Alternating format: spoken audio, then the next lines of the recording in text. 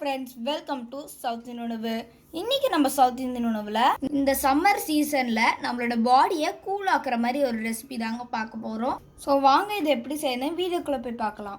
4-5 நுங்கை தோல் உரித்து எடுத்து வச்சுருக்கோம்.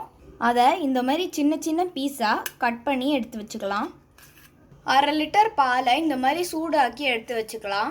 இப்போது ஒரு 4-5 பாதாம் பருப்பை தோல் உரித்து எடுத்து வச்சுருக்கோம். அது கூடவே ஒரு 7-8 முந்திரி பருப்பும் வச்சுருக்கோம்.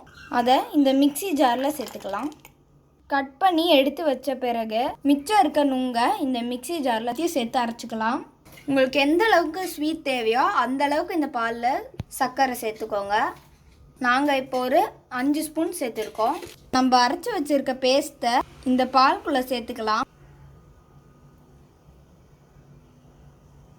இதை போட்டு நல்லா மிக்ஸ் பண்ணி விட்டுக்கோங்க. இப்போ பாருங்கள், நம்மளோட நுங்கு பாயசம் ரெடி ஆயிடுச்சு.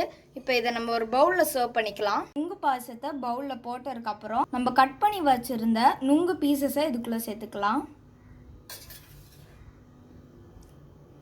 இப்போ நம்ம கட் பண்ணி வச்சுருக்க முந்திரி பருப்பு பிஸ்தாவை இது மேலே தூவிக்கலாம். ஒரு ஸ்பூன் நெய் ஊற்றிக்கலாம். உங்கள்கிட்ட குங்குமப்பூ இருந்ததுன்னா நீங்கள் அதை கூட வச்சுக்கலாம்.